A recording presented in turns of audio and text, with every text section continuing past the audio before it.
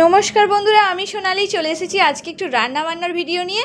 প্রথমে নিয়ে নিয়েছি বেসন, তারপরে কর্নফ্লাওয়ার, একটু হলুদ গুঁড়ো, লঙ্কার গুঁড়ো, এটাকে দিয়ে আর একটু নুন দিয়ে ভালোভাবে অল্প অল্প করে জল দিয়ে মেখে নিতে হবে। খুব বেশি জল দেব না, পাতলা যাতে না হয়ে যায়। এইভাবে আর একটু দিয়ে দিচ্ছি বেকিং পাউডার, দিয়ে কিছুক্ষণের জন্য মাখিয়ে রেখে দেবো। আর এদিকে দেখো টুকরো টুকরো করে সমস্ত রকম সবজি নিয়ে নিয়েছি।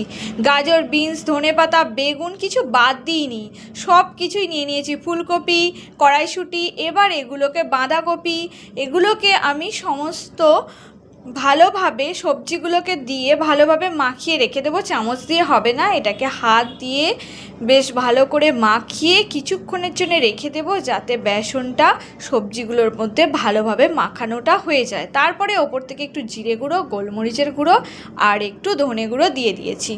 দিয়েও এটাকে আমি মাখিয়ে নেব ভালোভাবে। কাঁচা লঙ্কা তো দিয়েইছি, এটা যে যেরকম ঝাল খাবে সেই রকমভাবে দিতে পারো। কিছুক্ষণ রেখে দেওয়ার পর এদিকে কড়াই গরম করে তার মধ্যে দিয়ে দিচ্ছি তেল। তেলটা গরম হতেই অল্প অল্প করে নিয়ে ছেড়ে দেব। তেলটাকে মিডিয়াম রাখবো, খুব গরম যাতে না হয়ে যায়, তাহলে ভেতরে হয়তো কাঁচা থাকতে পারে। তো অল্প আছে এটাকে লাল লাল, এইভাবে লাল লাল করে ভেজে নেব। এবার উল্টে পাল্টে দেব।